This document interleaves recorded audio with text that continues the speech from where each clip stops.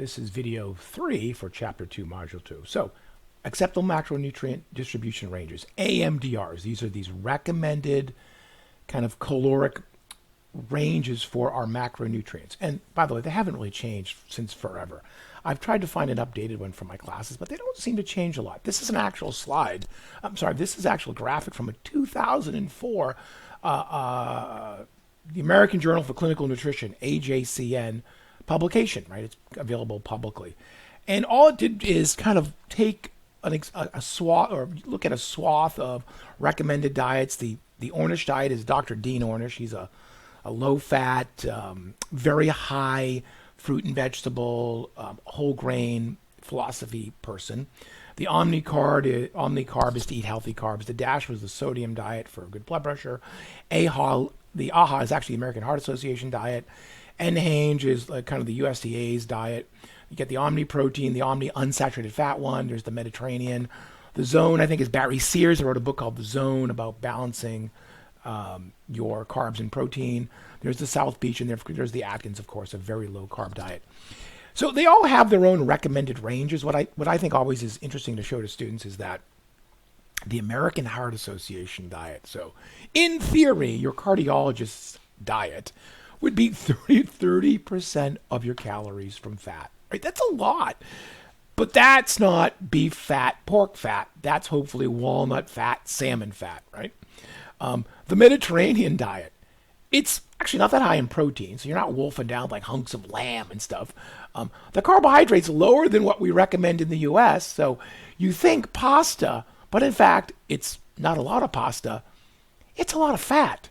Is it a high-fat diet like the Atkins, which is 62% of your calories from fat? No. But it is a higher-fat diet. This literally means liberally putting olive oil on stuff, eating lots of olives, eating lots of nuts, enjoying plenty of fish fat. That's your Mediterranean diet. Does anyone actually eat that anymore? I don't know.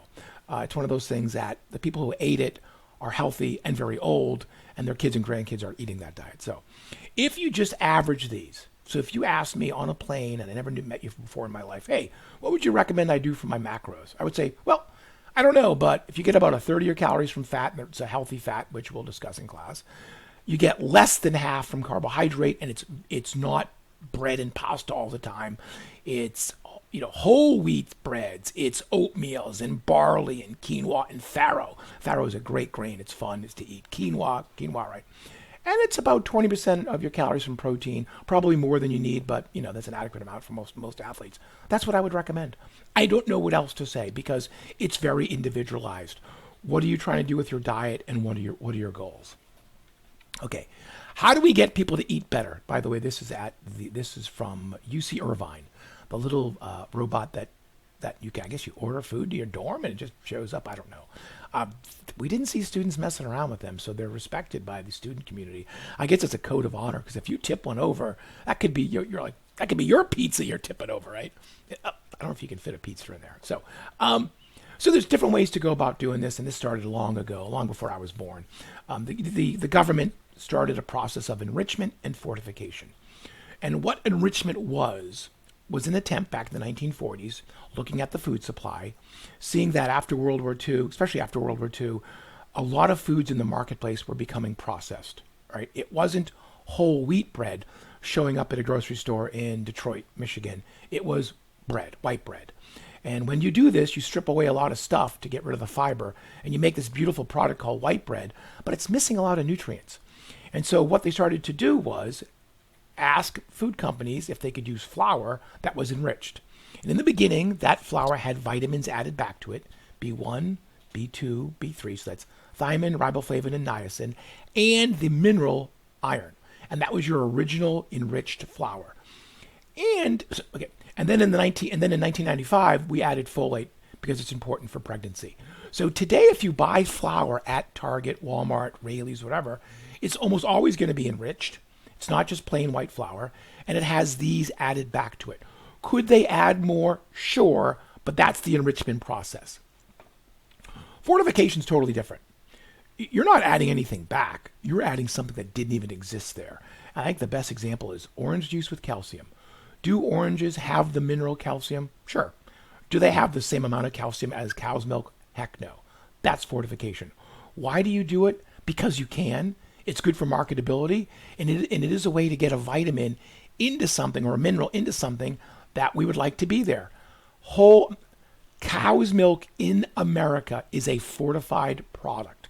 Vitamin D is added to cow's milk. Is there vitamin D in human breast milk? Sure. Is there vitamin D in cow breast milk or milk? Sure, but not that much. So fortification was started long ago to try to get as many Americans exposed to vitamin D all year round, not just when the sun was shining. And here's a way to think about the enrichment process. Here's your wheat berry out there in Kansas or wherever, or Nebraska. You strip off the bran, that's all the good stuff. You send it's called the endosperm. You send that off to a factory to make it into flour. You've just lost a ton of vitamins, minerals, fiber, and again, phytochemicals, many of which we don't even know which ones they are, right? And that's what you're eating, a very deficient product, which is mostly just starch, just carbohydrate. Very little protein and lacking in a lot of stuff. If you visualize this on an old slide from an old textbook I used to use, this would be your white bread that's standard in blue. Not a lot of iron, not a lot of niacin. Just scroll on down. You may not even know what these are. B6, zinc, fiber. There's not a lot there. If you were to make whole grain bread using whole wheat flour, only whole wheat flour, you're getting this orange one, this copper colored one. Whatever was in the wheat is in the bread. What they started to do in the 1940s was mandate the enrichment process. Ask food producers to use enriched products. So iron's added back, niacin's added back, thiamine, riboflavin, and then folate added in 1995. So it's hard to find plain white bread anymore. You could make it at home, obviously. A local bakery might sell it.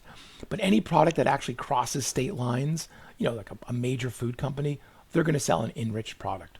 Your pastas, your cookies, your crackers, those all use enriched flour. Ideally, you should use a whole grain product if you can. Not everybody likes whole wheat pasta. Not everybody likes whole wheat bread or whole oat bread. But there's more stuff in it. What's the drawback? It costs more. It absolutely costs more. I think it's 15 to 20% more. So, yeah, it's the wealthy have advantages. I keep saying it and people don't like to hear that. Okay. And then the last one on this little video, it's getting long, I apologize, is fortification, right? You're adding something that wasn't there.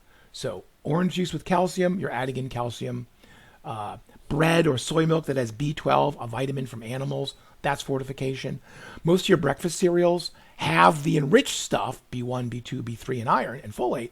Then they have a ton of other vitamins added in there. That's all fortification.